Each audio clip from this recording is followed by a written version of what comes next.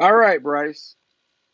We have a special guest that's going to jump on with us. We have your homie and my brother, Cortez Paul of the Balls in Our Court podcast. He's going to talk about Chet and Jabari and who he thinks the Orlando Magic should draft. So after he speaks, then I want to hear what your opinion is on the subject matter because I'm very. This is going to be you guys' time because I'm just a spectator on this. I don't even pay attention to college ball. Miami don't have high draft picks anyway, so I just don't pay attention. But for you guys, this is huge on which way you guys want to go. So we're gonna let Cortez take the stage, and then we'll have your analysis after that, brother. All right, Cortez, go ahead and take it away. Hello to the Hardwood Nation. This is Cortez Paul, the Balls Not Court podcast. I was summoned by CL to discuss the upcoming NBA draft, where the Orlando Magic has the number one draft pick. This is the fourth time in franchise history that they got no one draft pick, and it seemed to bode well for the Orlando Magic, resulting in two NBA Finals trips. As you know, Shaquille O'Neal, Chris Webber, who was later traded for Penny Hardaway, and Dwight Howard are the Orlando Magic's number one draft picks in their short history of the NBA. So, as you can tell, I'm very excited. I'm sure Bryce, the fellow Magic fan that is on your show, is very excited. And CL is there to just talk trash as usual. So, nonetheless, it's all good. But let me go ahead and get into these prospects and discuss what I like about these prospects that potentially who we can draft. It narrows down to two prospects who Orlando Magic are very much considering. I know there's been a three-man race initially, but I'm going to describe the two that I think that is probably going to be in Magic blue. The first one is Jabari Smith, a talented forward from Auburn.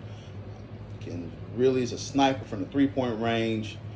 He's a deep threat. He is a versatile defender from 1 to 5 positions. Can switch with the best of them.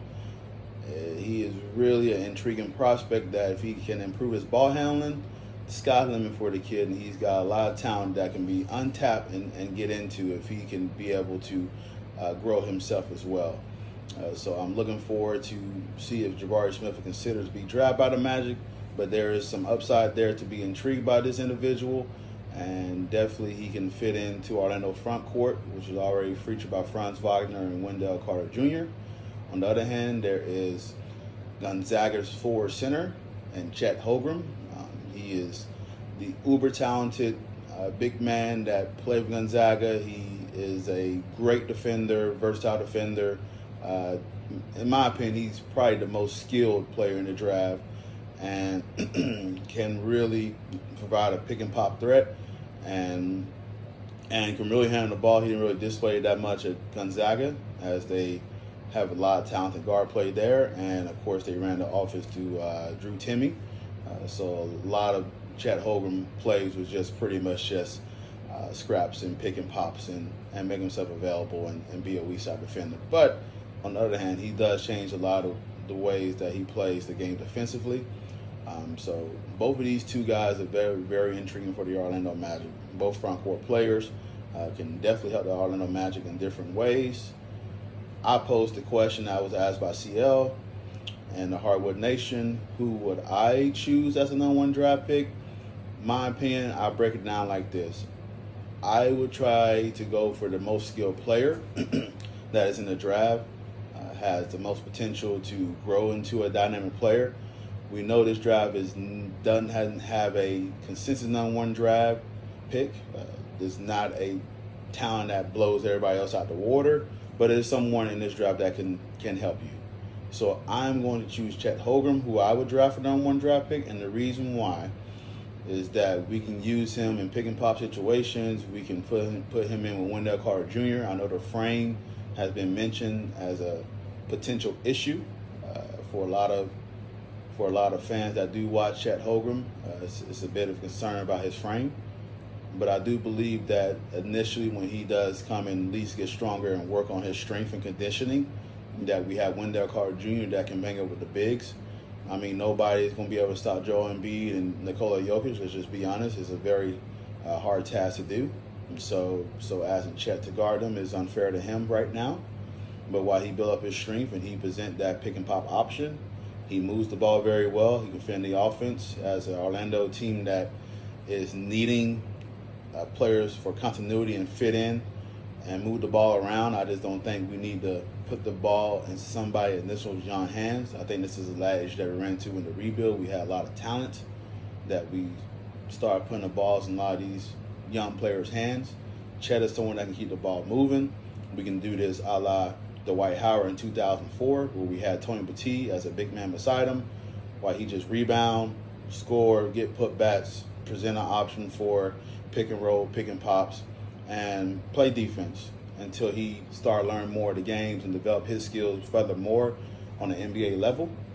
So I am going with Chet Holmgren as #1 draft pick. That's who I'm rooting for, who we're pulling for. But at the end of the day, I know Mitchell has been a three-man race. It's Jabari and Chet and Paolo. I'm happy with any three of them and will root for them as they wear a Magic uniform. Thank you, CL. Thank you, Bryce. Thank you, the Hardwood Nation. And let's enjoy this Thursday, me and Bryce as Magic fans, as we sit here and see the next step to our future. Thanks a lot, guys. Cortez, Paul and Balls Not Court podcast. Thank you so much, Cortez, for helping us out. Bryce, who you got, Chet or Jabari? I'm gonna go with my initial gut reaction with Chet. Okay. I'm not gonna be super disappointed no matter what, because the differences in why I want them or want Chet over Jabari, it's small. They're both pretty talented in my eyes. I just think Chet edges him out in a few areas. So, and I think the upside with Chet is a little bit higher as well. But I agree with Cortez. I've been wavering in the last week, like paying more attention to it now, and watching a little more tape of the two. The only concerns with Chet for me are if some of the, I guess, more behind the scenes rumors and things that have come out are true, or it was stated, I think, before he actually had his training days with the Magic, it was stated that I think he was not wanting to release his medical info to them or something. Right. And that's concerning for a number of reasons. You could say he's trying to make sure they don't draft him, or he could have some lingering health or some kind of health problem. Either way, it just didn't seem all that great. And I'm not sure if that was just more purely rumor or if it came out after he had his couple of days of the Magic, if they squashed some of those problems. The Magic, I don't think, are really letting out a lot of info right now. There's rumors that they're leaning one way or another based on small details. So a lot of people think they are leaning towards Jabari, I think, and I know he has said good things, about his time there. The Magic has said good things about the workout, things that details. Little details. Nothing set in stone in terms of where they're leaning, it seems. We don't know how the workouts with OKC and their management is going. I'm hoping that it's not a bust. That's all I really hope. I hope whoever they get can come in and at least be valuable in the time they're given. Because next year, I think, look, Wendell Carter Jr., after his little injury scare, came back and was, like he had a different motor. He's a 6'10" forward who plays in the paint. The Jabari kid can shoot, and that's his go-to right now. He can shoot the mid-range. He can shoot the three. That's mainly his strongest asset right now. He's more of a shooter, okay? But we already have Franz, we have Wendell Carter, we have Mobamba. We have a lot of big men down there. So the same with Chet. It's like we already have the big men. So now we're just looking at small details because you want to go with one of those two guys, it seems like. So it's like Chet's a slightly worse shooter right now, but then Chet's other assets are better than Jabari's right now and have more, I think, upside to them. Um, he has height. He has a quick, like Cortez said, pick and pop game. But even still, the shooting is better with Jabari, so you like to see that. But it's not that big of a difference. Like Chet can still hit a three. It's easy to think that he could get better shooting as well with that size and that release. I don't see a lot of downside at the Mm-hmm. moment. Like I don't see too much upside in Jabari's part compared to Chet. Whereas Chet, I feel like already has better handles, better inside game, better at creating his own. Is it like not just creating his own shot, but being able to be creative with the ball. Also, Chet has more of a defensive presence. So I don't think there's necessarily a wrong pick. I just think Chet offers slightly more upside. But, a lot of it could be attitude. A lot of it could be where do these guys want to be? Because if Chet doesn't Mm-hmm. want to be in Orlando and Jabari does, then you get Jabari. Right, right. Unless you just feel like you can convince him or use him in a different way. I'm gonna have confidence in whoever we pick this year. I'm not gonna get down because in my eyes we have the talent to do what we want to do anyways. Fully healthy with the emergence of some of the young guards, Fultz being healthy, Wendell Carter Jr. playing as good as he's been playing. If everybody's on the same page, healthy, I don't know how much they're going to put on the rookie this year to actually have an impact on us on winning games because I want to win games. I'm tired of this, development projects. Not that we aren't going to need him for the long run, whoever we pick. But in my eyes, this year they're not going to have as big of an impact as they will in the future.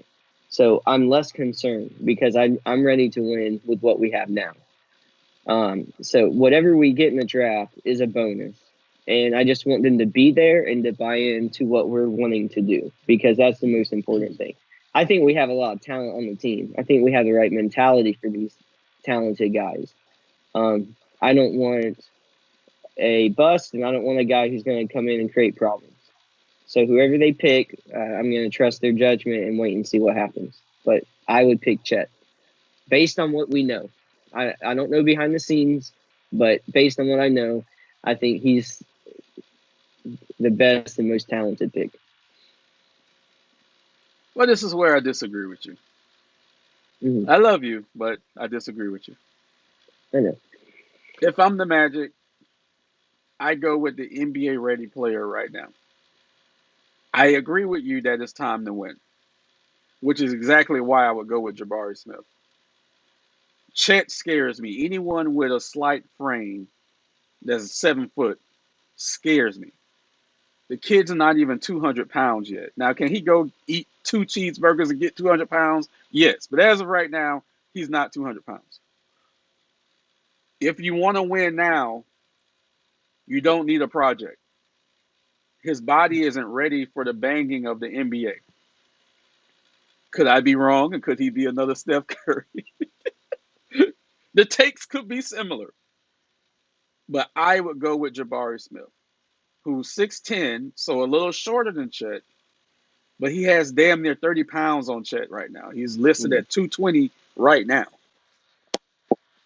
That's who I would go with.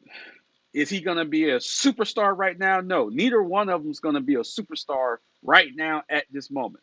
Mm-hmm. But Jabari is more readily made for the NBA in this moment right now. And I believe that you guys only need that to contend for the play in. This year is going to be make or break for the Orlando Magic. This is why I said this. Usually coaches have 3 to 4 years. This is going to be year two of the 1500 rebuild. That's just what it is, okay? You can't have another development year. You did that last year. You got the first pick. That's why we are where we are right now. So this year you have to move forward. Last year was the year. If you guys would have had the first pick last year, that was the year to bring in Chet, develop Chet, yada yada yada, steal tank, whatever. This year, it has to be a march towards winning, and I believe Jabari can help you guys do that. I think your bigs as currently constructed are solidified. You don't need to bring in, and I'm talking about a 4 or 5. I think Jabari could play 3 because he can shoot.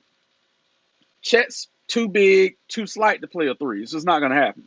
So you get more flexibility with Jabari. You don't disrupt the bigs that you already have, and then you have another scoring threat for Cole Anthony, Jalen Suggs, and Fultz to feed the ball to. So that's why I would go with Jabari Smith right now. Either way, the Magic can't go wrong. But if winning is paramount right now, you go with Jabari Smith. If you want to have another year of development and being trash, then you go with Chet. Um, so that's what I have to work out in my head because I Mhm. know you're hungry to win. I know a lot of the Magic fan base are hungry to win. But then you guys say, well, we want Chet. You're not going to win now with Chet. Chet is going to be a 2 to 3 year project. So, do you sacrifice wins for another 2 to 3 years? Because at that point, the coach is going to be gone. It's going to be a new coach, and then things are going to be starting over again. Or do you draft Jabari and try to at least make a shot to the play-in? I think that's the route to go. So, I'm not saying that you're wrong.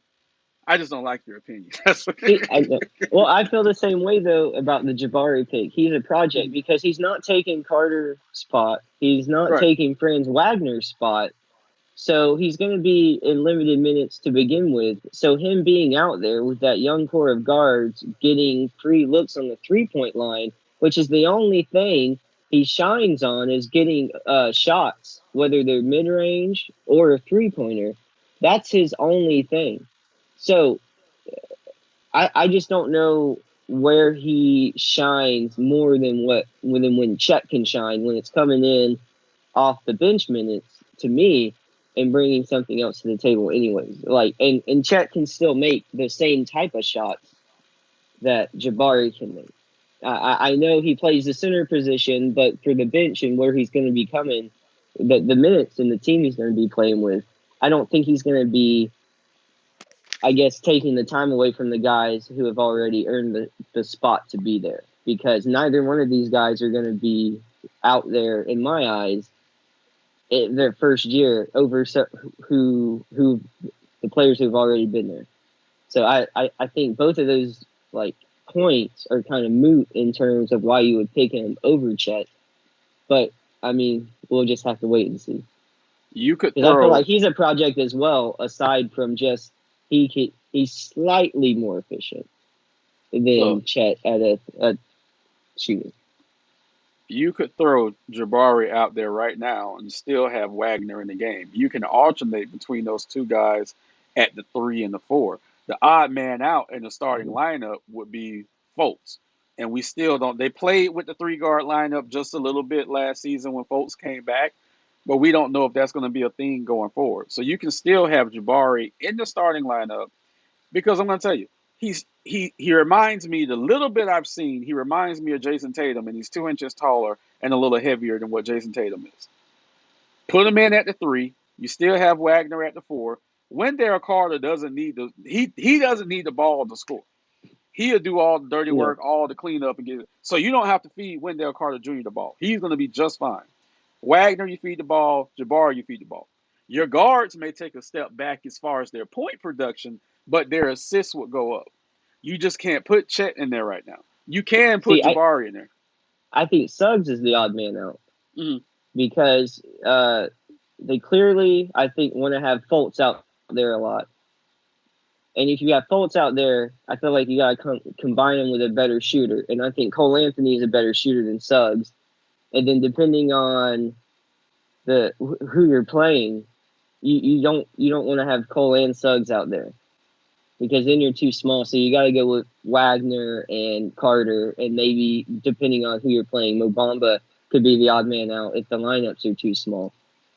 So I think we're going to see Suggs a lot with the second unit, Mm-hmm. and just in terms of experience, Cole Anthony. has been in the league a year longer, and he, I think, is a better shooter.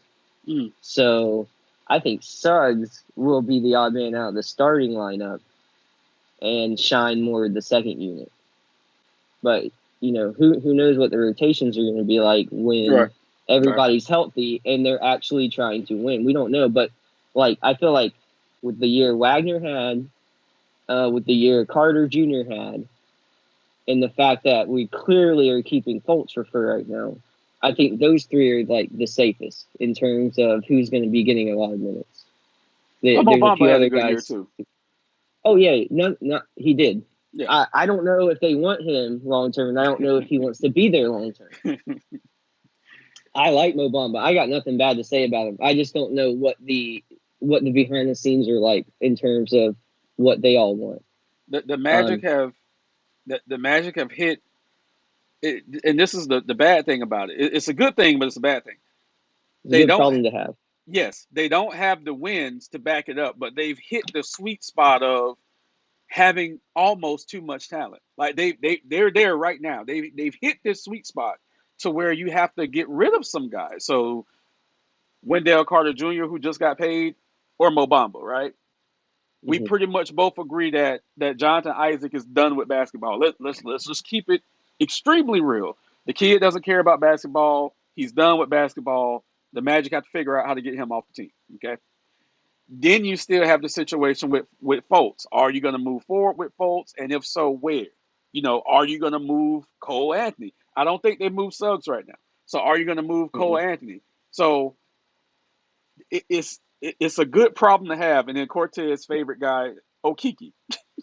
Okay, Okiki can come in and do just a little bit of damage, but Okiki is a poor Mm. man's Jabari Smith.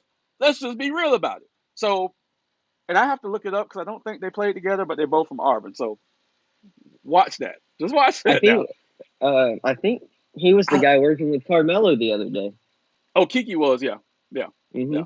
So, but him and Smith, like I said, are Auburn guys, so they may be familiar with each other. So the Magic are at that sweet spot where, okay, we have talent. Now we have to turn the corner and try to go after more wins. Because I'm going to tell you something.